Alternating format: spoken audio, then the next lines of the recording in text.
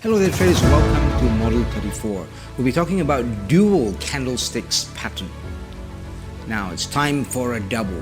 A double candlestick is basically a sequence of two single candlesticks that tell a particular story. Here are the 5 main ones you should keep in the back of your mind when trading. Number 1, we'll talk about engulfing. Engulfing pattern, small candlestick is followed by a large one pointing in the opposite direction.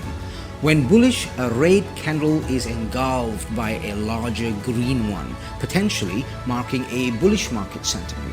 When bearish, a green candle is engulfed by a larger red one, potentially marking a bearish market sentiment. Now we'll talk about the harami pattern.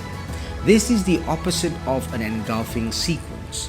So a large candlestick is followed by a much smaller one. When bullish, a red candlestick is followed by a smaller green one, signaling to the end of a downtrend.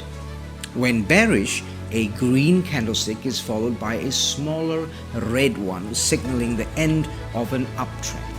Now we'll talk about harami as a pregnant in Japanese, and this is exactly what this sequence looks like on a chart. Harami cross. Now we'll talk about harami crosses. It's like a regular harami, but the second candlestick is actually a doji. The smaller the size of the second candlestick, the stronger the trends it's predicting. Now we'll talk about another pattern called the homing pigeon. When bullish, it is like a harami, but the red candlestick is followed by a smaller red candlestick, marking the start of an uptrend.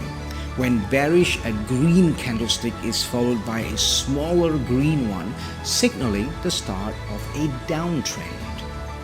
Not as effective when conditions are super volatile. Now we'll talk about the next pattern, tweezers. Now tweezers are made of 2 identical candlesticks but heading in opposite directions. It points usually to a trend reversal.